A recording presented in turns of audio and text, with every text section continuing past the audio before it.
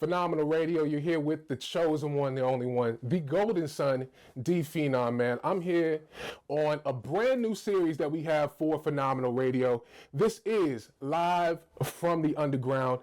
Today we have a very special guest, man, somebody that I've been trying to work with, to interview for a long time, man, my longtime friend, good buddy, and one of the most talented artists and producers that I've ever come across.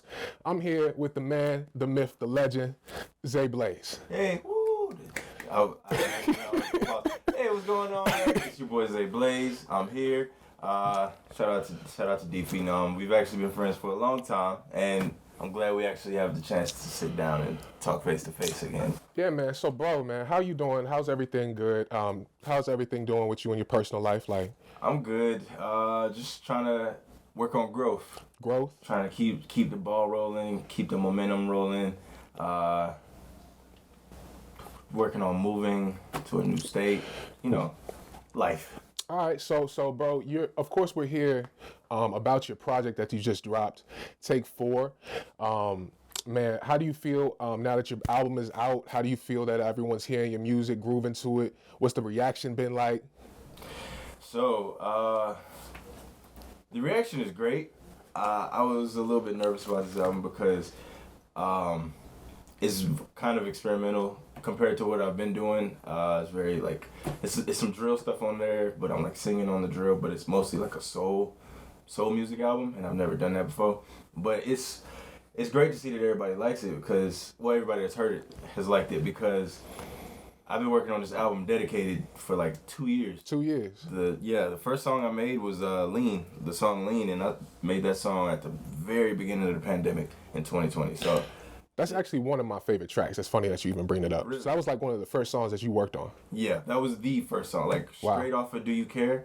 That was the song I made. And that song is actually about the person that Do You Care was about. So yeah. So, of course, man, you have a lot of things intertwining within your lyrics, within your music that we're all going to get to. I'm going to go through a complete album review, go through some of the tracks that I really like, and should put people onto in case you wanted to go and listen to it yourself. You should, because it's a phenomenal album, and this is Phenomenal Radio. But I want to really I want you to take us through your origin, basically. I know that you're from the DMV, you know what I'm saying, but you have your origins really come from Atlanta. I really want to say, what's it like growing up in the ATL? It's much different from here, I will say. What are some differences? So, one of the differences, for one, culture. A lot of things are done differently where it comes down to food, where it comes down to the way people dress, way people talk, the music. Everything is like not the opposite, but it's pretty different. Even in the way people will treat you. Up here people are a little bit more cold. They can be rude, and I didn't grow up used to that. Yeah. We were actually just talking a couple minutes ago, like that Atlanta. That Southern hospitality is a real thing, and it doesn't have to be just inside the household or not. It's just from person to person. For example, we went to Hampton, and Hampton has a little bit of everybody. New Yes. York, L.A., Atlanta, everybody, and people would come up to me like, why did this random person just walk by and say hey? Like, I don't know them, and it's like, oh, they're probably from the South, and you're from New York. Yeah. So that explains, like, you're not used to people doing that, right? Because you're from New York. But yeah, just a lot of things are different. It's a huge culture shock, but yeah. And I was about to ask, like, coming from ATL, that's a whole different state. The vibe's different, the music's different. What were some of the culture shocks coming here? One of the first ones that I had noticed was definitely race. Maryland has some of everybody. And I like that a lot from Maryland. Atlanta, depending on what part you live in, which is most of Atlanta, it's really just black and white. Like even my school growing up, it was all black kids, and we had like one white person a year, and they always cycled through. But I went to school up here. Like when I came up here and went to high school, I had Indian friends, I had Asian friends, white friends, black friends. I had some of everybody. And it was like, why did, how come they don't expose you to this type of stuff? But, different regions are gonna have different demographics. So. Yeah, I know for a fact Maryland, growing up in Maryland and the DMV in general, it's a lot of immigrants that come here. It's a lot of different countries that people are from. And I think that adds to the overall diversity. I mean, you come here, you expose a lot of different cultures, you know, especially in the high school years, which is when you came up here, right? Yeah. You came up in high school. So do you claim like you from the DMV? Like would you if someone were to ask you, would you be like, yeah, I'm from the ATL and the DMV? I just say I'm from Atlanta. You just say why? I don't really claim DMV like that because it's not where I spent most of my life. Okay. It's not where I don't resonate as much with the DMV as I do as Atlanta. Not to say that I don't like the DMV, it's just, you know, Atlanta's always going to be my home. That's your home. Yeah. I get that. But, you know, I feel like you specifically have brought a piece of Atlanta culture to the DMV. I would like to. And it's like, we don't have, personally, we got Wale. I mean, we're starting to bumble now with like the Rico Nasties, the IDKs, the, you know, the 03 Blacks, like, you know, we're starting to really see an influx of different DMV artists starting to make it out, but we don't have a lot like an Atlanta would. Like, I would love for you to just be like, yo, man, like, you know, ATL, DMV, just so we can get that tag, because the trajectory of where you're going, you know what I'm saying? It's like, that would be just added to it, and you would get the love from the DMV, which I think is also someone that a place that has a lot of loyalty, you know what I'm saying, for its artists, especially right now. So I wanna get into your early days of making music. You know, when did you start getting into your craft, bro? I got into my craft in 5th grade. 5th grade. Yeah. That's when you started, like, what, production? That's when I started singing. Singing. I didn't start producing until 10th grade. Like, my dad had to teach me how to produce, but I had always like sang and whatnot for like my own. Just because I enjoyed it. I would just walk around the hallways in school singing. People hated me for it. But, you know, it was fun to me. I like to do it. And I still do it to this day. And one day something had to snap at me like, yo, like, this is kind of what I want to do in my life. So here I am. You know, and side note, you know, when researching for this interview, man, I've seen it as like your YouTube page, your original one, not the one you do now. Yeah. You have videos from like 2011, 12 years old, Zay, like, you know, making like little R&B songs or rapping on that stuff, man. So it's interesting to see your development, because I could tell like you were focused more on your future you than like the current times. You know what I'm saying? You already had a vision for yourself at an early age. Why is that? Why do you think you were so like, okay, gravitating towards music and like, this is what I want to do at such an early age? It's a mixture of blood. It's definitely in my blood. Everybody on my father's side does music, even my little brothers. They've been producing since before I was producing. Wow.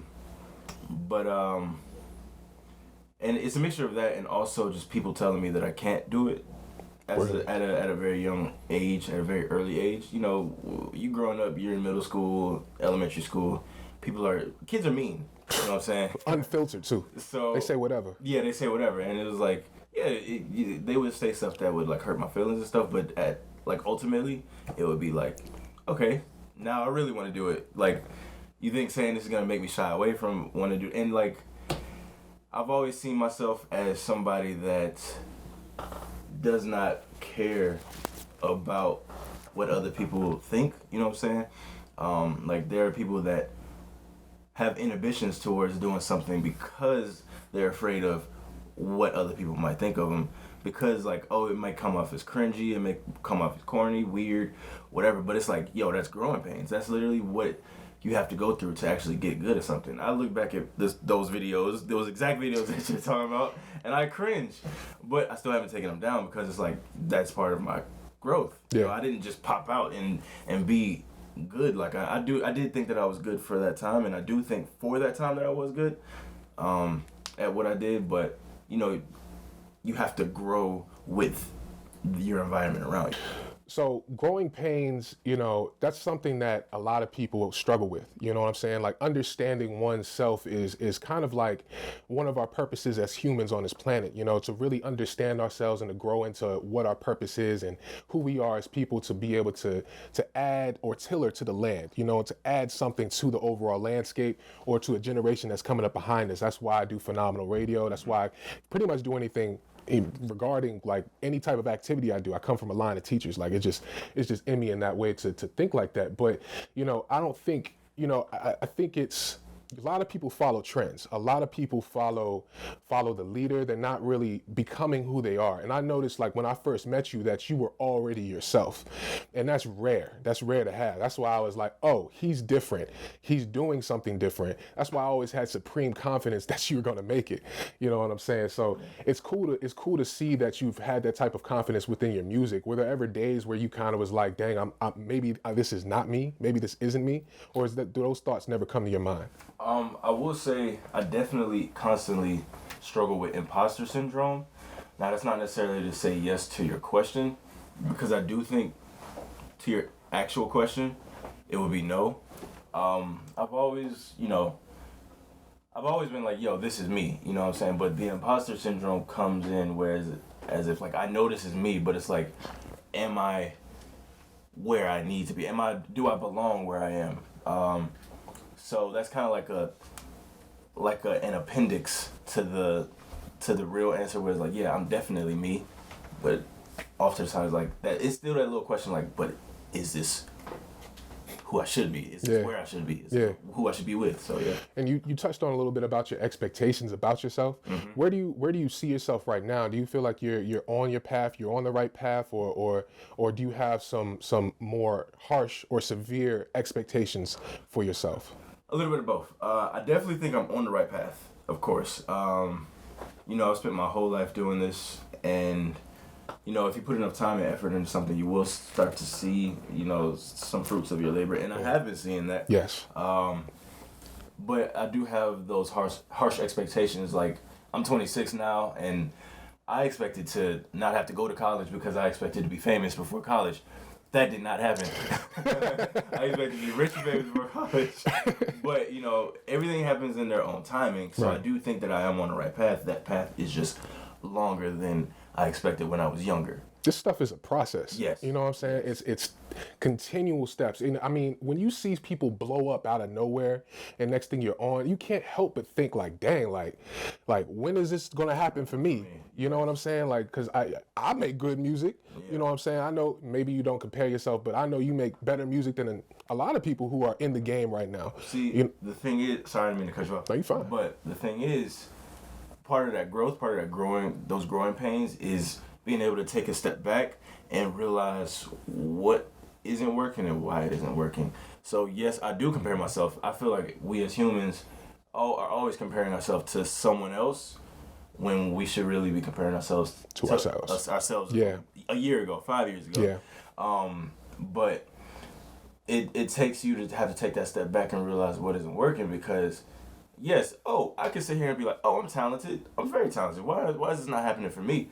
And like, yeah, you have those viral breakout sensations that, just pop off by accident, and it's like, yo, and they can make it like Doja Cat. Yeah. She blew up off of that I'm a cow thing. Yes. And she made it work for her. But on the inverse, there's Mario Judah, who blew up, and now nobody has heard of him since then. But unless you're one of those viral sensations, the industry is, and it took me to have to like get older to realize this. It's not about how talented you are. You can be the most talented person in the world. Not to say that I am, but you can be the most talented person in the world. But if you don't know anybody, you're not gonna get anywhere. That's why. And then at that point, it's not even about who knows you. I mean, it's not about who you know. It's about who knows you. Because I can sit here all day and talk about who I met, who I shook hands with, who I kick it with. But if they can't remember my name and my face, or know me enough to believe in me to put me on with their people and so on and so forth, I'm going to be in the exact same place that I was.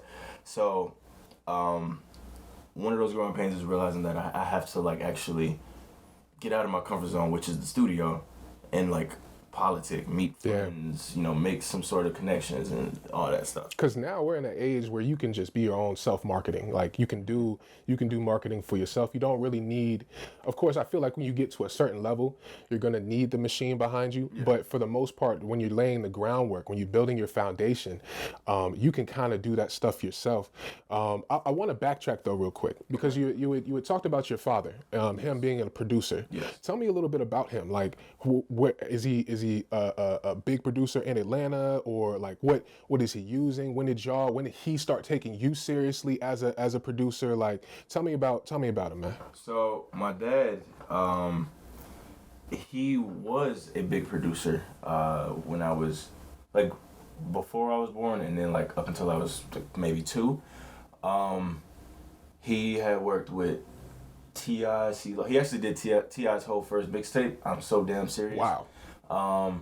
He engineered for CeeLo, all of those Atlanta stars like from then. But you know, he is the type of person that let too many people get past him. And all I'm doing is picking up where he left off. So my mom, you know, she kind of gets shell-shocked a little bit because she sees me in the exact same position that she saw my dad in at my age, where it's like, you know, you're producing, engineering, working with all these like people that are gonna blow up, people that are extremely connected. You know, I have people that are connected with the biggest person in hip hop, but the difference is my dad let those people get too far away from him. It's really his fault because one, he left us, and you know, there's no respect in that, leaving your kid behind. He also like was like kind of narcissistic in a way, and like just the things that make people not want to work with you. So he let those people get too far. Like DJ Toont was supposed to be my godfather. He bought all my diapers and stuff. But you know, now, and my mom even used to do Usher's hair, which is crazy. So they were always in the industry, but they let the industry get away from them. And my dad leaving us really sealed that.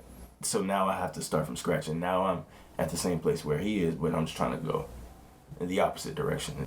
But yeah, he still does stuff though. He still produces. Are y'all in contact? Yeah. Y'all cool? We're cool, but more on a, you know, business side rather than like a father-son side. Like I don't call him dad, I call him Bruce. But it's like he still has shown me how to make my own beats. Like I will give him that. He has produced some of my stuff, and he showed my little brothers how to do stuff, and my little brothers have produced my stuff.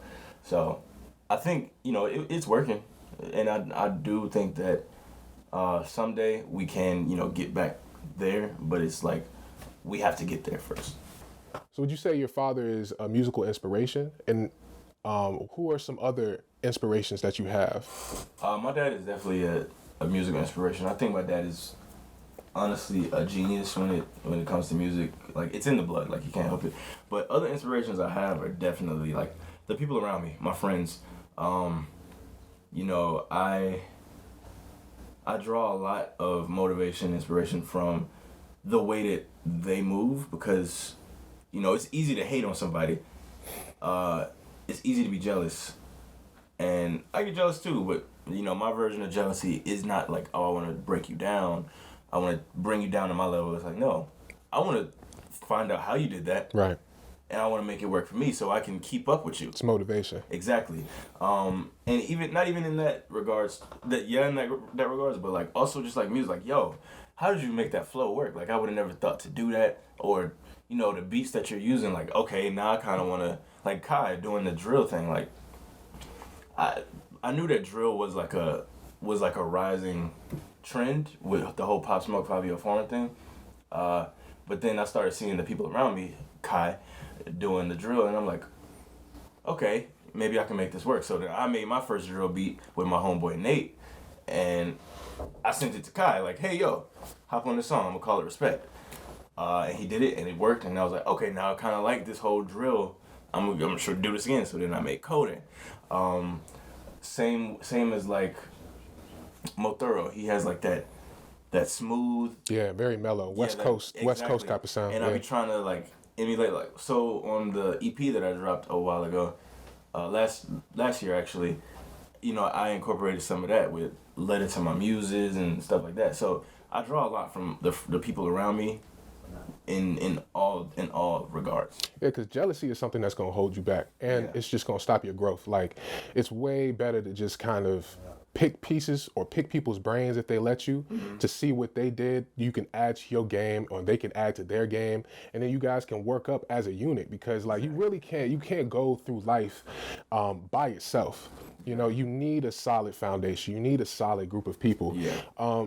I wanna go to a little bit of your production stuff right now. So when you first started producing, what type of DAWs were you using? The first one that I used when my dad was teaching me was Reason, I think. It was so long ago I can't really remember, but I believe it was Reason. But what I use since then has been FL Studio and Machine. I've never even heard of Machine. It's really cool. Machine is one of the more obscure DAWs, but I like it because Machine is literally built. It's kind of like Ableton in a way, Yeah. but it's built with the hardware in mind. It's a software that's built with hardware in mind. So they have beat machines, like a whole bunch of different beat machines, even for like DJs, that DJ machines and stuff, where it directly corresponds with inputs in the inside the computer. So if you're like really good with it, which like you could look up any video of somebody using like a Machine Micro, if you're really good with it, you never have to even look at the screen or touch the computer at all. You can do everything just right here and just make your beats from scratch, which is really cool. Machine is a very tactile DAW. FL Studio it can be tactile. It's just more like click in, click out, like sample, cut it like that. Whereas Machine, you could drag a sample and just warp it all different types of ways right there. Mixing. When it comes to mixing, man, what are some things that you've learned about mixing to for a song or anything that you're really working with to sound perfect?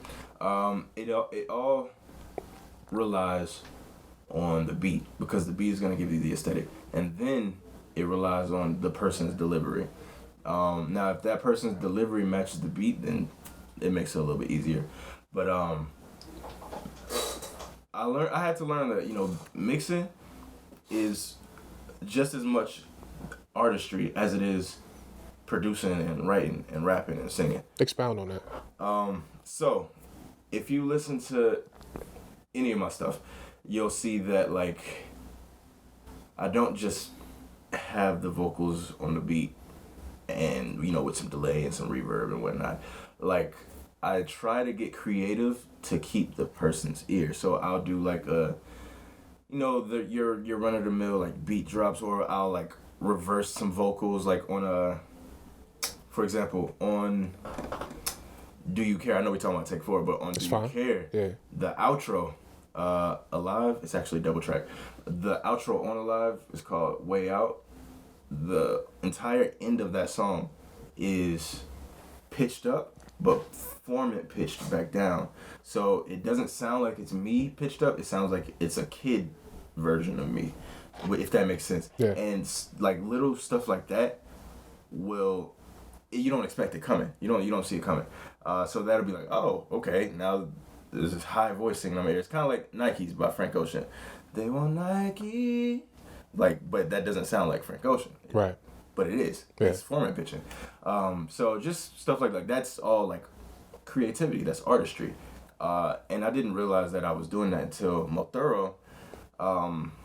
He was listening to something that I did. I think I mixed something for him, or I don't remember what it was, but he was like, I really like the way that you mix your music, because you're being just as creative as you are when you're on the mic or when you're writing. And I was like, wow, okay, I never really thought about that. I'm just doing stuff, seeing if it works.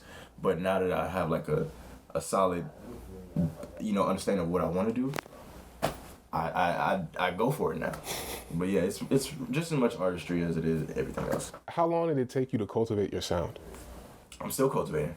Okay. I'll always be cultivating. I would say being at school helped. Yeah. 12th grade, my sound was nowhere near where it is now. I'll say that. But it was like a tremendous growth too. Yeah. From those 4 years, like Yeah. that's kind of crazy. So I would say somewhere in there is when I like actually grasped it. Like, okay, this is what I want to go for. Yeah. But I'm still cultivating. Like, the next album I'll probably be like, okay, I want to do my mixes more like this. I want to do my beats completely, more like this. I want to sing differently. You know what I'm saying? So still, it's all just growing. Do you have any favorite plugins? Yes. Can you talk about those? Yes. Or are you kind of like secretive with yourself? No, I'm not. I don't gatekeep. Oh no, I was talking to the camera. I don't gatekeep at all. My favorite first plugin that I put on any chain is FabFilter Pro Q3. It's expensive, but it's worth it. That I will always recommend that plugin. It's a great EQ. It does what every other EQ out there does plus more. I love the saturation plugins such as FabFilter Saturn, One Knob Saturation, this weird one called IVG2 or something like that. It's like by Klang Home. Is what else? Guitar amps, like a guitar rig. If you listen to some of my older stuff, I always put guitar amps on my voice.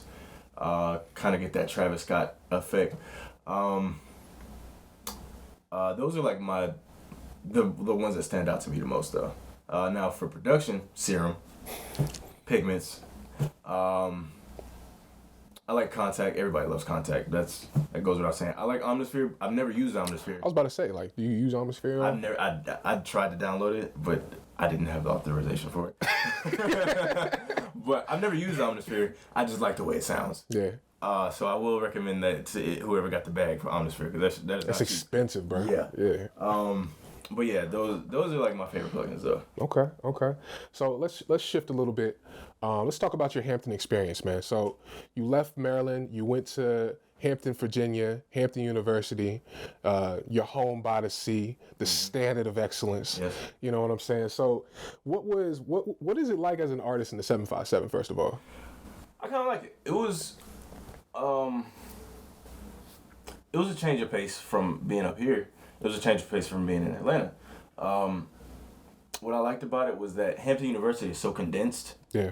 That, you can throw a rock and hit somebody that's creative. And they're good at it too. Like 4 a.m. He raps, he does all that stuff, but he also, I've seen him do some art and stuff. Especially a lot of the Chicago people, they're very artistic. Yeah, bro. Them dudes is different. Yeah. But I liked it a lot because it's extremely connected. All of my crazy connections now are through Hampton, for example. Yeah. And it's not just people that went to Hampton, it's also the locals. But you meet those locals through people that go to Hampton, because they venture off campus, even if you don't, because I did not. They venture off campus, they meet people, and then they come to campus and meet you, and now you're cool with them. You know what I'm saying? So I liked it a lot, and everybody was just so creative at Hampton. So yeah, the 757, man. I actually had a conversation with James. You can check it out on Phenomenal_radio. We're releasing parts actually at the time of this recording when we got 4 parts out. Make sure you check it out, James with an I. But 757, man, them boys, they are very tight knit. I was explaining that to James. I was like, they don't really go outside their territory, almost like DC does. Go-go people outside of DC don't really know what go-go is, but if you come to DC, especially in the prime of Chuck Brown, he may have Michael Jackson open up for him. That's how big it was. And I feel like 757 is similar in that aspect, because you don't know a lot of the artists if you're outside of that territory, but as soon as you get into there, you understand that they have a lot of love for their people, and they're very soulful. I mean, you have Pharrell coming from over there, you got Chris Brown coming from over there. Those are 2 top people in the game right now, production wise, and in pop music and R&B. So I always love to give and show love to the 7-5, because I think they need more notoriety, because there is a lot of talent down there right now. A lot of talent, and it's really slept on too out there. So who are you told us a little bit about a couple of the artists that you worked with. Who are some other artists that you met down there at Hampton in the 757 area? Go through some of them for me. All right. First one that comes to mind is the Prince of 757, Scoogie, Silky Johnson himself, James, both Jameses. Yeah. 4 a.m. Chef Jimmy. Yeah. Mo Thorough, Kai Cash, Sheba. She doesn't get a lot of notoriety, but Sheba's incredible. Nice. Scoogie told me Nice. There's 2 different Nices. One of them is Nyla. She's cool. Who else is there? Mare. Wow, I almost forgot my best friend. Mare. It's just so many people down there that I worked with that are just, and those are just the Hampton people. Those are some of the Hampton people. Not to mention like some of the people that didn't go to Hampton. You know. Mo Woods. Exactly. Yeah. I was about to say Mo Woods. But yeah, it's kind of deep seated down there, like, and they need more exposure. Yeah. They really do. Because y'all are talented, man. Come tap in with me, too. We got to sit down and do an interview. But, so you're when I first met you, bro, man, I remember you specifically because we were in orientation with, I think, Professor Butler in the marine science building. Why were we in the marine science? I don't know why they put us there, man. I don't know. But just like the first day of class. Yeah, it was first day, bro. And the first thing, Professor Butler posed a question to the class. It was like, "Yo, like, what do y'all want to be?" And Zay shot him. He's like, "I want to be an artist." Everybody was like, "Who is this guy?" But that's how confident you were in what you knew what you wanted to do. Mm-hmm. And then when I introduced myself to you, you came to me first as a rapper, and you sing on the side, is what you said. Mm-hmm. But now you're making full blown R&B songs. Like, tell us why the shift. I always know you've been singing. You know, that was one of the first things you probably did. But why so much focus on R&B music now? So to kind of backtrack a little bit, I do remember I did say that I'm a rapper first and I sing on the side. Yeah. I will admit I'm fake as hell. Cause you know you gotta present yourself to the people, like depending on who that person is. If I'm talking to the ladies, oh yeah, I sing. I also rap too. You know, if I'm talking to the guys, like, oh yeah, I rap. Yeah. Like, you know, you don't want some dude just coming up to you like, yeah, I can sing for you. No. But if you come up, oh, I rap. Oh, for real? You know, spit something, dude. And then he can rap. You know what I'm saying? So it switches. But you know, I also tried to market myself like neither as a singer nor a rapper, but as both, because once you kind of set yourself into one, you kind of get pigeonholed. Yeah. And then, like, especially if I start getting label attention, they're going to be like, okay, well, you can't do both. Like, they do that to people all the time. Because Chris Brown, he wanted to be a rapper. Yeah. C-Sizzle. C-Sizzle. And I've actually been in a lot of these rooms, radio stations, record labels, and stuff like that. And they're telling me, like, they didn't, like, say it verbatim, but they kind of hint at it. Like, yo, you know, pick one. Are you a singer or are you a rapper? And I'm like, that's not who I am. Like, I'm both. Yeah. You know what I'm saying? Like, because Chris Brown is a singer that raps. Frank Ocean is a singer that raps. Drake is a rapper that sings. Yep. And even though they do both, we automatically put them in a box. So we're quick to box people. And I don't like to be boxed. So that's why I did that for one. But imagine like somebody comes up to you, they're like, hey, yo, I'm a rapper. And like, okay, cool. And then they drop a song and they singing their ass off. And it's like, oh, you can sing? I didn't know you could sing. And it surprises them. Vice versa with the ladies. Oh, yeah, I sing. And then you drop something that's rapping. And I'm like, oh, you do that too? Yeah, I didn't know you could rap. Like, never really let people know what your next move is. That's kind of the psychology behind that. So that was very on purpose when I did that. Okay. I didn't know there was that much thought behind it. I put way too much thought behind everything I do, trust me. But yeah, that's the reasoning for that. Okay. Yeah. So you while on campus, you won Hampton Island, didn't you? Yes. So tell me about that. Tell me that whole experience. I missed it. Well, I'm kind of mad I missed it. I was already gone. But I will say that was my third attempt. Okay. First one, I didn't make it because I went in. This goes back to the last question. I went in as a singer, right? And my way of R&B is like very smooth. Yeah. And with the Hampton crowd, what they're looking for is if you say you sing, they want somebody that's churchy. They got a big voice. they can do all these runs and stuff, like, and that's not who I am. Like, I can do runs. I have somewhat of a big voice, but I'm more of like a party next door, and they're looking more for like a Kirk Franklin and stuff like that. So I didn't make it. I didn't make auditions the first time, even though everybody on campus knew me. Well, almost everybody knew me as the guy that sings. So second time around, I went in as a rapper, and I didn't win that one, but I made it to the final round because I was up against Nyla. And not to hate on Nyla or anything, she's extremely talented, but I also was not popular on campus. I was known, but I wasn't that popular. And Nyla, the way that she is, like, she's super smooth, she's super charismatic, she's good with all the ladies. I suck with women. You're not supposed to admit to that. Bro, I will admit I suck. Bro, she's so good with women, and she, like, as soon as she stepped on the stage, she just exudes the like, presence. That presence. Yeah. And you know, I'm still awkward, but I was still that awkward kid, you know. I was doing my conscious rap back then, and like as soon as she stepped on stage, I was like, oh, I lost this round, because everybody was like, Nala, and I'm like, oh, she won this. And then I stepped on stage, I had like my little pocket. It was Sam and them.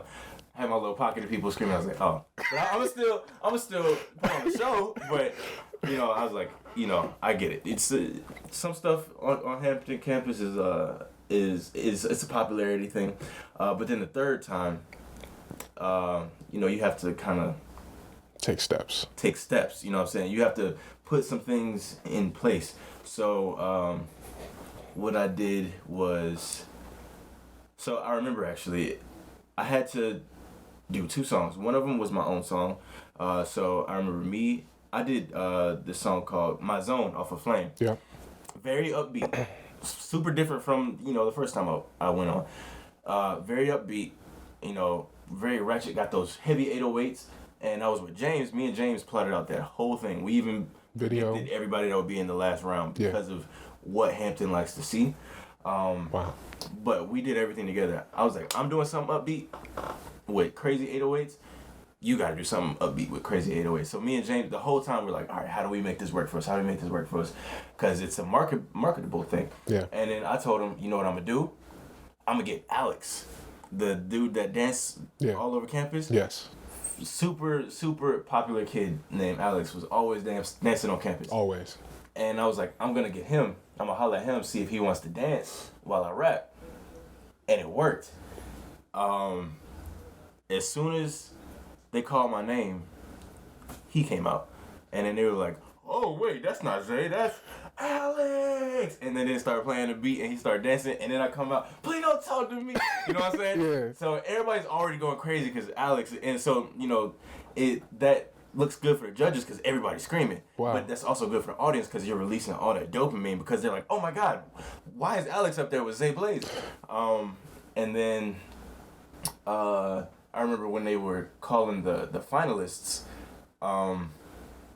obviously it was me, James, and it was Sheba. No, it was me, James, Sheba, and then somebody else, which we fully predicted. Wow. But we knew that for a fact me and James were going to make it to the final because of the song choices that we did, because of those marketable things. But our rule for the second round was, we have to rap to a song about a topic, but to a song that was released the year we were born. Like 2 weeks earlier, I found out that Goody Mob Cell Therapy had came out 1995, which is when I was born. So I'm like, okay, cool. That song also has the sample of 5% Tint by Travis Scott. Astro World had just dropped. Yeah. So I'm like, okay, I can make this work for me. Get the people still. And then there was like, you have to bring up a topic. Everybody's talking about like gun violence and, the R word and racism. And I was like, I'm going to rap about the harbors. Something that all of us can relate to. I mean, we can all relate to the other stuff, but everybody talks about those things. Yeah. Nobody talks about the harbors. Slarbs. We got the gate up. We got the security guards sitting out there all night. We got, locals coming in and out, shooting up the place. So everybody can relate to this because it's a real Hampton grievance. So all of that stuff combined with the Travis Scott sample, the harps, the 808s from the first song, like that's how that went. That's how I ended up winning. Like it just took a lot of like strategy. How'd that feel? Because I was like, basically, you said you tried that 3 times, right? That was my third time. That was 3 different years? Yep. So it took you 3 years and you grew to a point where you're taking pieces of what other people are doing. You're seeing people, how their popularity is working for them. And you're like, okay, let me go and include someone that's also popular to help push me and elevate me. Exactly. You know, that's a crazy thing. So what do you think were the biggest lessons from your Hampton experience, man? That everything is a strategy. Everything is really just about how you do it and who you do it with, not necessarily what you do. Now I will say, like, for example, like the Scrippers, which is y'all, like y'all have, I think they put that in y'all very early. I wasn't a Scripper. I had some Scripps classes, but I wasn't a Scripper, so I had to like figure that out, like from looking at y'all, like, okay, I see how they move.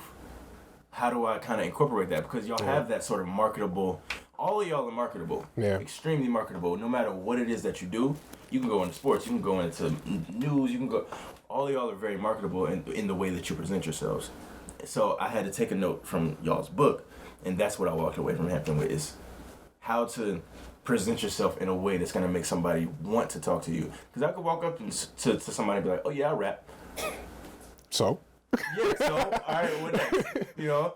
But that's also when I started to lead it with, oh, I sing. Yeah. Everybody and their mama want to be a rapper. It's true. But, oh, I sing. Oh, okay. You know, sing me something or sing something, you know. Yeah. And then once they find out, like, oh, you can actually sing. And then it's like, oh, and you can actually rap. You know, that brings more intrigue. Yeah. So I had to learn a lot from y'all because the way that y'all move. Yeah, man. I mean, Hampton, there's a lot of influence on campus. You really just gotta go out and find it. Like your Hampton experience. I don't want to harp on too much of Hampton stuff, but your Hampton experience is really what you're making it. You know what I'm saying? You're really there with some very talented, very connected individuals. And if you're just sitting on the sidelines, sometimes you're just gonna let life just pass you by. Exactly. And it's really important to take advantage and keep those connections after school. So like, dang, like, all right, well now I'm doing like some type of podcast thing. I could just hit up Zay right quick, just come through right quick, and it would be seamless. You know, so we always take lessons from what you're going through. Don't just think you're going through something and it's just like nothing that you can learn from it. There's always something that you can learn from your lessons. Exactly. And it's something that you can apply and grow from as well. So all right, let's go ahead and get into this album review a little bit, man. Take four, man. This is a 15 track album, man. So I want you to first talk about the song selection, because you go through a lot on this project. I mean, you're talking about falling in love, you're talking about falling out of love, you're talking about pain, you're talking about heartbreak, insecurities. Like when creating this project, what did you have in your mind going into it? Like how were you structuring stuff? And then of course we can get into song selection afterwards, but okay. What were you really thinking going into this project? So, my main thing was I wanted this one to be happier, not necessarily happy, but happier than the last 3 albums. All of my other albums are very sad, but if you do like binge listen all of my albums, they kind of all follow each other, not necessarily in a sequel way, but definitely like sequels. So I had to structure it in a way that I wanted to be happy, but I don't want it to just. It's like watching a TV show, and then the next season is completely different from the last season. Like you want there to be some sort of like lubrication. Like, okay, how did we get here? So I had to cater like the first few songs towards the person that the last album was about, and then like bring it into like I'm trying this whole love thing again, like, and it's actually working. So that was the mindset. That was the overall arching mindset going into the album. But I think that's it. Yeah. Okay. What about song selection? Are you somebody that's, you're you're going in with a theme, you're adding to the overall vault, or do you kind of know what direction you're going in with each song? So I kind of just do stuff. That's literally, I just do stuff, and then halfway through I'll be like, okay, this is the theme. Like, and then I started playing guitar on this album, guitar and bass. So I'm like, okay, I'm gonna start to do a more soulful thing, because I'm seeing a trend with all of the songs that I'm playing on the guitar. So I can incorporate that with the R&B, with the rap, and with the topic at hand, because I knew like generally what topic I want to go into. And then I actually got a girlfriend, and I was like, okay, cool, I can make that work for me. So that's how the song selection works. Is like, I know that this one is sadder, so I'm gonna put it up front. I know that this one is more upbeat. I know this one is happier. I know this one has this sonic, like funk type of sound, so I'm gonna put it over here so it's not too crazy. It's just all about like me just doing stuff and just putting it somewhere after the fact. Yeah, I think, because I definitely heard where you were talking about like the sonic type of stuff. Like there was like a 70s type of 80s type of funk feeling in the beginning of the project. And then towards the end you go towards more of a soulful R&B style. And I thought it was cool because I'm like, dang, he's incorporating different styles of work. He's doing funk, he's doing rap, and he's doing R&B, and like damn near neo soul as well. So it's interesting to see how you really put that together, because now I know it's like, oh, he's just feeling it. This is all feeling, and that's what the project feels like. So overall, how do you feel? Where do you feel this ranks in your work? I think that experimentally, this is the best one. I feel like in sense of emotion, it might be Do You Care, because I still listen to Do You Care and I'm just like, wow, I was really going through it. Especially Flame, I was like, coming off of Flame, going into Do You Care, I'm like, wow, I was really going into it. Like, and it felt darker. Like, listen, especially with the skits and all that in Do You Care, it just felt darker. This one feels lighter. And we as humans, we kind of gravitate to what makes us feel the worst, if that makes sense. So that's why I say, feeling wise, I definitely say Do You Care. But sonic wise and all the other stuff, growth wise, I definitely think Do You Care is my best one. Okay. Yeah. So the features on this project, I really love. Everyone killed it. I want to do a little game with you. Okay. So I'm going to name individuals who are featured on this project, and I want you to tell me like the first thing that comes to mind when I say their name. All right. All right. So we're going to start. I'm going in order. So Mo Woods. Virginia. All right. So the first thing that comes to mind is how he just makes stuff and just sends it to me. I'm like, hey, throw this on the album. Yeah. And that's what happened. And I'm just like, yo, this is really good. Like, I'm gonna put my verse on it, yada yada yada. Yeah. But yeah, that's Mo Woods. Kai Cash. Takes forever to send a verse. He's busy, so he always. I learned that I have to actually pull up on him in Atlanta to get him to do stuff right then and there. Yeah. Because he'll just forget. But yeah, that's. Wilkes. Live sounds. That's what first comes to mind. Live sounds? What do you mean? Yeah. So this album has a lot of live sounds. It has a lot of live guitar, live bass, some live drums, and Wilkes plays the drums. Wilkes plays keyboard, and then Wilkes is cool with Jack Union, who plays guitar and all that stuff. So live sounds is what. Also, he plays in like the church or something. So okay, that's what I. Adds to that overall surround. Yeah, the surrealing feeling. Yeah. Logan Woods. Baltimore. Be more. That's what. First thing that comes to mind. But no, she's I guess the second thing that comes to mind would be her, like Her, the singer. Yeah. She's like her. Okay. Like even when I play her stuff for other people, they're like, she sounds like her. So yeah. Mayor. Beyonce. For the same reason. Wow. But she doesn't sound as much like Beyonce as Logan sounds like her. Yeah. But I mix all her stuff. Okay.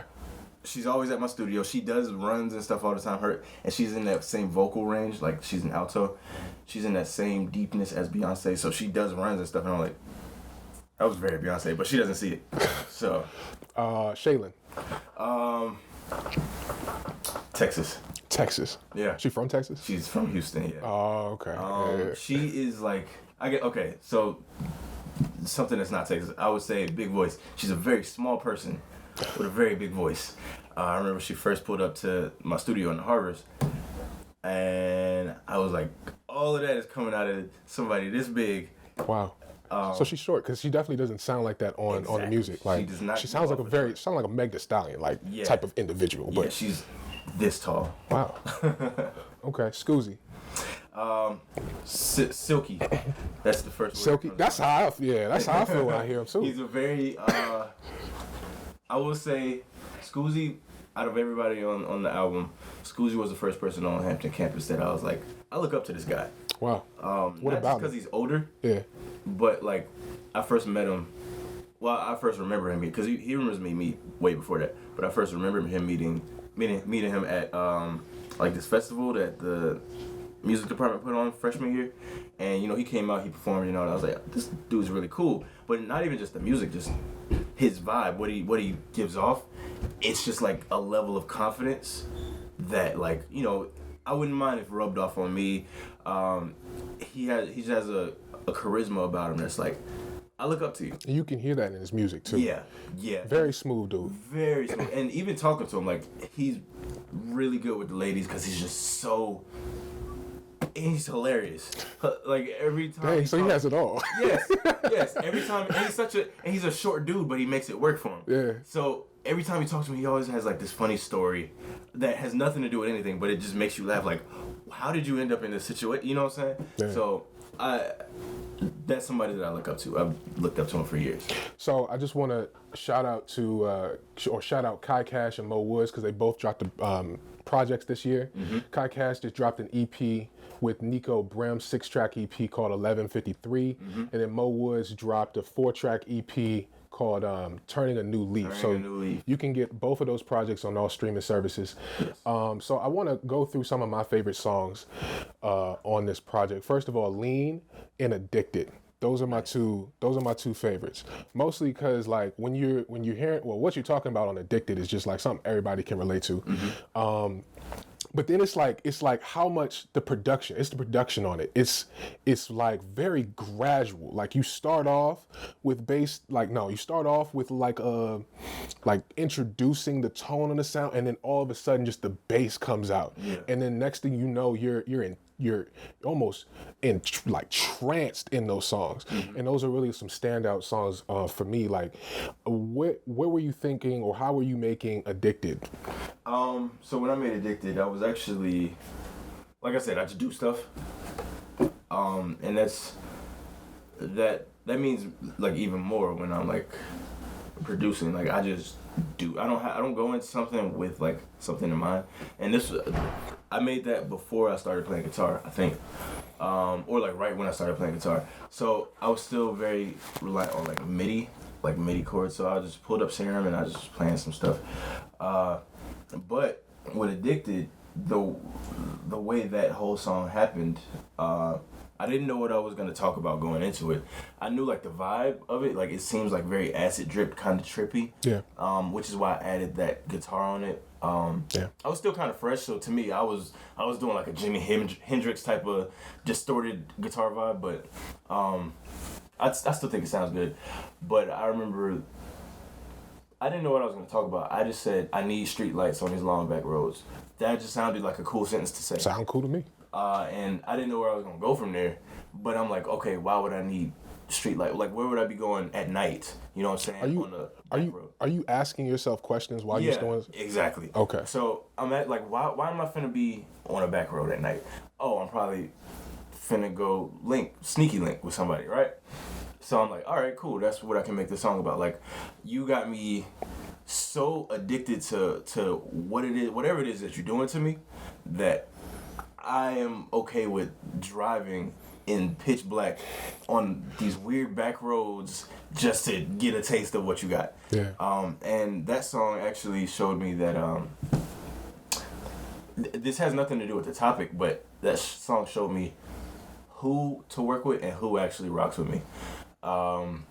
Because there were two other people that I was trying to get on that song. Shaylin had always been, I was talking to her about the whole process of throughout it. Like, yeah, if this doesn't work, I definitely want to get you on it.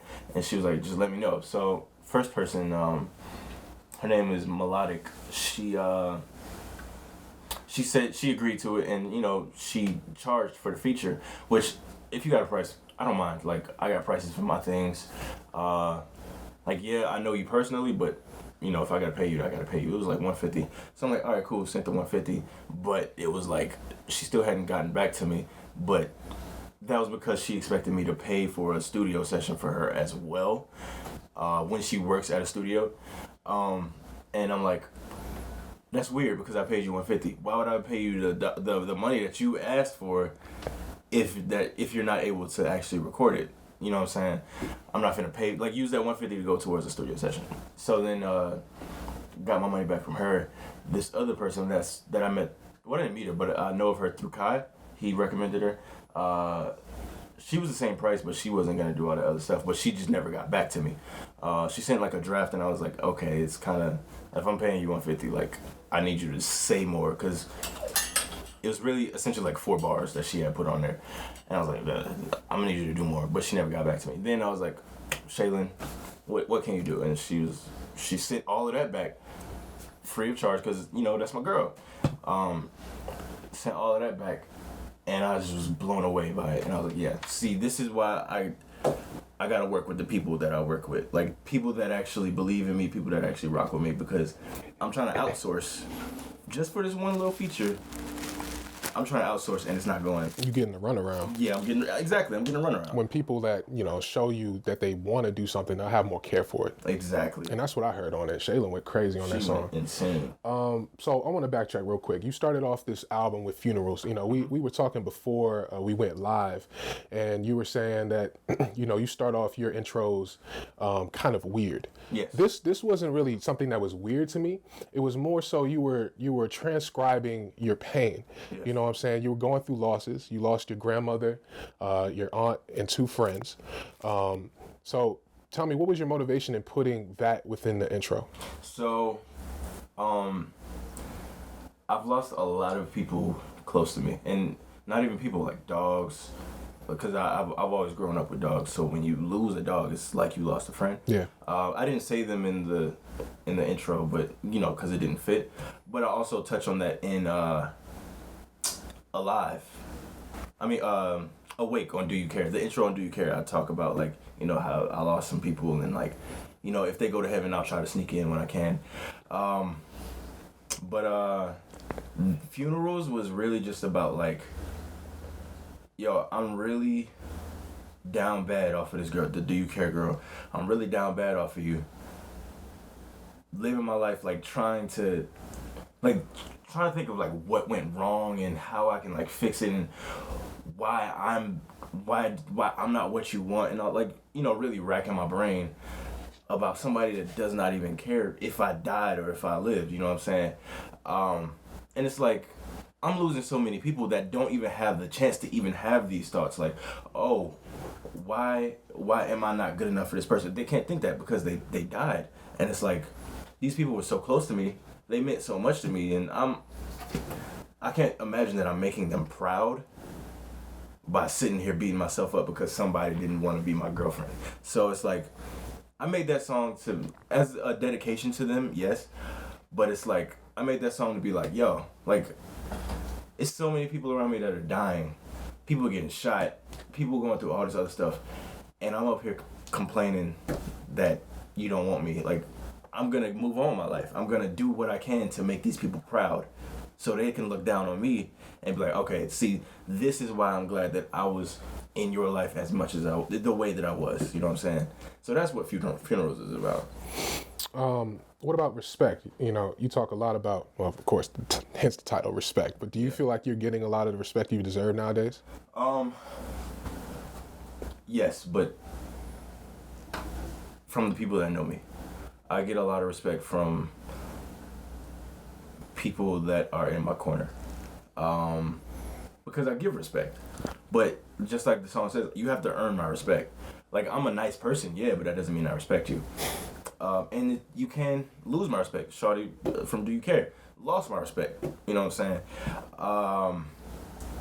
But it's like, it's a two-way street. Yeah. You can't do what you can't. You can't do whatever you want to somebody and expect them not to react in kind. So I do think I do get respect from a lot of people that are in my corner. Now I just need to get the respect from the people that respect them. You know what I'm saying? Like, just grow that some more. But yeah, I think I get a good amount of respect. On afar, you talk about women making the first move. Yes. Yes. How do you feel about that? A lot of men I've talked to, they have mixed feelings when it comes to that. You know what I'm saying? Because in our society, in male society, like, we're supposed to be the predators. Well, Yes. that sounds weird, but Well, it's that sounds mad weird. But like, we're the ones that, like, we initiate the conversation, or at least that's what traditional society has taught us. So Yes. like, when you're talking about, like, okay, you see me, girl, like, say something. You know what I'm saying? Like, how do you take us through that? Man? I'm a big advocate for that. For one, a girl that says something first gets cool points in my book. Me too. Yeah, for real. And I feel like a lot of guys will agree with that, but girls don't know that. They don't get it. And yeah, we could be attractive all like we that. want, but we are still nervous to talk to you. And I know girls don't like when a guy is nervous to talk to them, but they be nervous to talk to us, which is why they don't do it. Yeah. But I made that song because we live in an age where, and I've seen this so much going to Hampton. We live in an age where you could, no matter how you come up to a girl, you still run the risk of being seen as predatorial, weird, creepy, and it could be the most respectful thing. It's like, nah, get away from me. But it's like, girls do this thing where they just stare at you. That's their way of shooting their shot. They just stare. And it's like, Yeah. why are you staring at me? Like, I don't know if you want to fight me. I don't know if, one of your friends said something bad about me, or I don't know if one of your friends said something good about me. You know what I'm saying? So, hold on, what's up?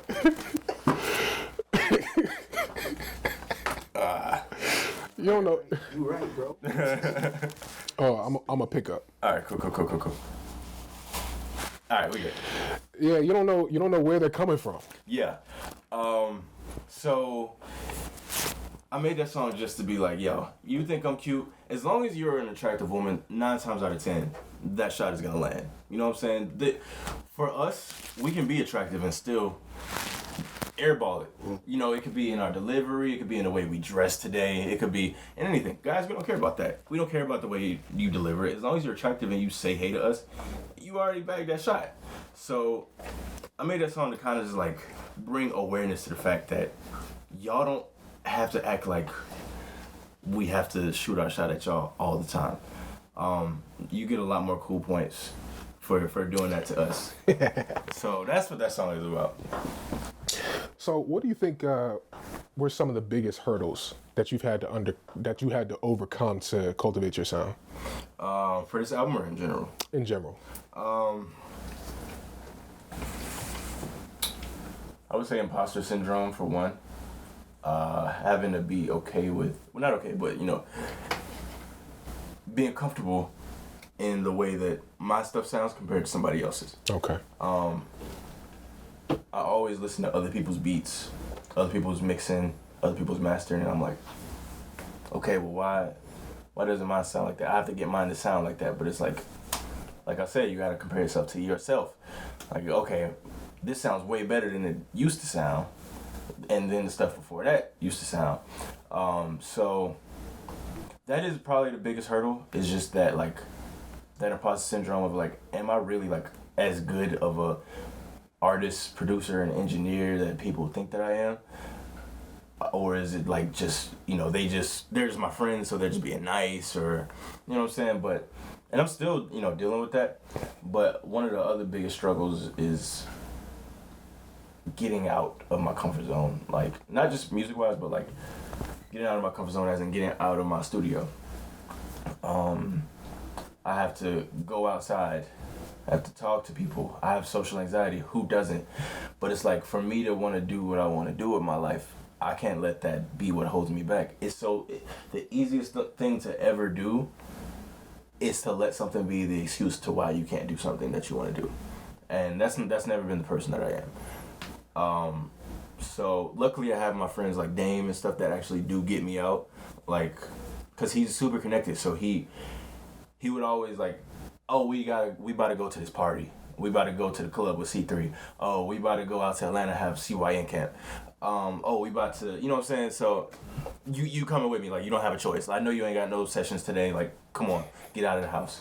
And every time he brings me out of the house, it's like I meet somebody else that, like, I met Chucky Thompson before he died. Like, Wow. one of the biggest heads in hip hop. Yep. And he let me play his guitars in his studio. Wow. So R.I.P. Chucky Thompson. R.I.P. Chucky Thompson. And it's like you can't make that sort of progression or any progression if you just stay inside your comfort zone. Do you see yourself signing to a label? I honestly don't care. I know Really? It sounds crazy, but because people ask me this all the time, would you rather be independent or would you rather be in a label? Whatever helps me get to the bag and whatever helps me be me. Whatever's gonna get me the recognition I deserve as well. So if I can make it work on my own with my team of people, sorry I probably touched the mic, with my team of people independently, I'm okay with that. I'm perfectly okay with that. But if I do need that label backing to like help push me in front of people, help me get paid, as long as they are letting me get paid what I deserve, I'm not gonna sit here and say, oh, I deserve 100% of everything, because the label needs to eat off of that too. But as long as they pay me well enough to feed myself and my mama and my sister, and as long as they let me be the artist that I want to be, like, don't try to change me into something that I'm not or something that I'm not comfortable with, I'm cool with it, one way or the other. Because I've seen for a lot of artists, I feel like people struggle to on thinking about what they want to do. Do they want to do independent route? Because it is possible. We've seen artists that have done it, Chance, Russ, some examples. Or do you want to just go over to the machine? And for people, at least from my observations, I see people, if you have already a following, if you cultivate your following by yourself or as an independent artist, I think once you have the leverage, you should sign to a label. Because because there's only so far that you can really take yourself, unless there's like some type of miracle to where you like blow up, but that's rare. You know what I'm saying? There's a small percentage of people that can do that. So if you have already cultivated a following, people that will go to your shows, something that you can present to a label, you'll probably get a better deal. And I've seen, of course, we've all seen like artists talk about the terrible contracts that they've been signed to. So I don't want to even see you in that type of situation. So it's like, if you can, man, just keep building your stuff up and then go get the bag. Yeah, I agree, definitely. Because that label can help you. I won't say it will, but it can help you out. Yeah, because it's a give and take thing, man. I want to talk to you about the CYN mob connection. Okay. Because I've seen on, following you on Instagram, social media, that you were connected with camps that King Combs was at, a lot of influential people. Tell me, how did you get in the mix with that? How do you feel? How was it working with them? And what do you guys think you guys are going to do in the future? All right, so the way that I got connected, honestly, I have to attribute it to Mothero. So Mo, as you know, on campus, Mo and Kai were like the tag team duo on campus. You know what I'm saying? Like, Mo always had something with Kai, Kai always had something with Mo. But I met Kai through Mo.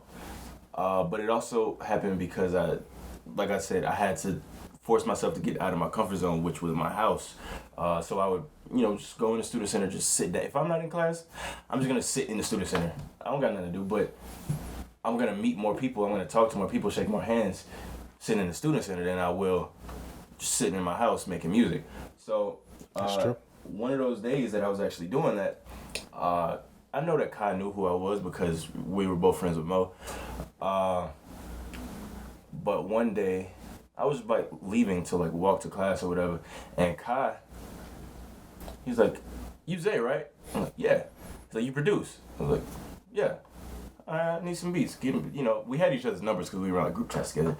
But he's like, "Yo, send me some beats." I'm like, "All right, cool." I actually have a song that I was thinking about getting you on. I'm glad you actually hollered at me. He's like, "Send that too." And that's when Correct on Flame came about.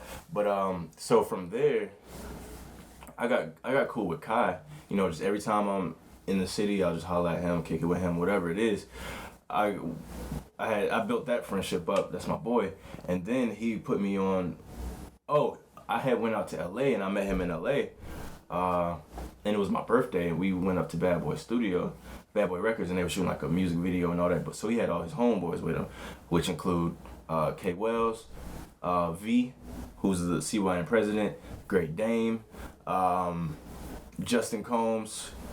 C3 wasn't there. He was in New York for something. But and then like a bunch of Crips. It was CYN dudes and then just a bunch of Crips. And that's no exaggeration. I was surrounded by Crips that whole day. But, you know, that's how I met Dame, who was like my best friend now. And I would say in a way I'm closer to Dame than I was with Kai, because me and Dame are closer proximity. He lives in Baltimore and I live in Laurel, and he always gets me out the house and we all just doing stuff together. He always puts it, you know, so that's how that happened. So then that's how I ended up at the camp. Cause I wasn't gonna go. I saw, you know, they was all posting it. What? I wasn't gonna go. Cause, you know, I didn't want to invite myself. I feel you. You know what I'm saying? Like, I thought it was a good idea. Like, I saw them posting it. Hey, yo, we throwing a camp April this day to April this day. You know, pull up, come out, write some stuff with us, produce, you know, all that stuff. I'm like, oh, this is a good idea. So I'm posting it, like, yo, if you in the city, if you in Atlanta, holler at my boys. But Dame called, like, I think a day later. He's like, yo, you coming to camp? I was like, I wasn't planning on it. He was like, come to camp. I'm like, okay. So my mom got me a plane ticket, flew me out there, and it was cool because I know everybody in CYN. So they were, every time I'm with them, it's all love. Like, you know, famous dudes are always like, you always have this perception that like they're gonna be weird, they're gonna be Hollywood, you know what I'm saying? They're not gonna really bang with me like that. But every time that I've ever been around CYN, and not just Kai, like the rest of them, it's just always been love. Like, oh, what's up, man? You Zay? All right, yeah, you know, you can hop on this if you want, you know. Yeah. It actually got to the point where I'm like asking, hey, is it cool if I hop on this song? I don't do it. Like, I don't care. Like, if we don't like the verse, what the worst thing that's gonna happen is we're just gonna cut the verse. But this is how all of these, you know, albums come about. This is how people come up. Like, write a verse, record it. Like, you're our boy. So that was the same vibe when I was at the camp. They was like, yeah, some people, there was like people can't come. Like, they had like security guards at the gate. Like, people were like people were like randomly knocking on the door. Was like, who is that? We don't know. Don't let them in. But every single day they was like, oh yeah, you good to come. Like, you're with us. Some people were only allowed to come this day or this day or this day. It was like, no, come every day. You're good. So that's how it came about, and that's how it is working with them. They are like, they're like rabbits, but with music. All of them. It's crazy. What do you mean? What do you mean by rabbits with music? You know what rabbits do. You know what rabbits do. They're like that, but with music. So they just that whole week at the camp, Kai would be like in this room. He would spit a verse, 20 minutes, boom. Then he go to this room, spit a verse, 20 minutes. Oh, you making this beat? All right. He'll help them make this beat. Dang. Spit a verse. So it's really like a mini Dreamville session. Yes, but it was this big mansion. It was this huge mansion, and it had goats in the front yard. It was just goats for some reason, goats and turkeys. But yeah, that's what it was a very productive week for everybody. And then after that camp, a lot of those producers got placements on like Baby, wow, Moneybag, Cardi, like my homeboy Cardi or Curry, I think he has something with Cardi. I know he has something with Polo G. Like everybody like has those placements, and like it's stuff like that that's like I'm where I need to be. Yeah, I'm in the right place. Yeah. So that's what I like working with them. All right, as we wrap this interview up, man, I want you to tell us, how do you feel about your overall journey right now? Do you feel like that you're going the right way right now? I do think I'm going the right way. I think I'm nowhere near where I need to be, but I'm also nowhere near where I started at. That's a fact. So, that's a fact. It's one of those things where it's like I have to just keep pushing, and not pushing as in like just making music. Obviously, yes, keep making music, but make the music and then have something to show for it. Put it in this person's hands. Holler at this person. Build these relationships. Stop being afraid to go outside and talk to people. Like letting that anxiety, me being a shy person, a shy, timid person is gonna be what keeps hindering me. You know what I'm saying? So I do think I'm on the right path. I just have to keep growing. Keep going. Yeah, exactly. Keep going and growing. All right, so Zay Blaze, man, let them know where they can find you at. Everyone go stream Take 4 out on all streaming platforms, right? Yes. Yeah, shout out everything everywhere they can find you at, or any events you got coming up, or anything basically you want to say. All right, so you can find me on Instagram at Zayisdead, all one word, Zayisdead. You can get my music on Apple Music, Spotify, Tidal, blah blah blah blah blah blah, and more blah blah blah. You can also find my friends. You know, if you listen to my album Take 4, if you listen to that album and you like somebody on there, oh, I like this Mo Woods dude. You know, go listen to his stuff. Follow him. They're all very nice people. I promise they don't bite. But that's the whole reason that I put them on my albums, is for people to find out about them. But yeah, that's where you can find me. Go stream the music. Spread the word. Don't just listen and then put it down. Tell your friends, put it in your group chats. Make memes out of it. I don't care. I got a video. Well, by the time this comes out, the video may already drop, but I'm gonna still say. I have a video for Weightless featuring Mayor coming out very soon.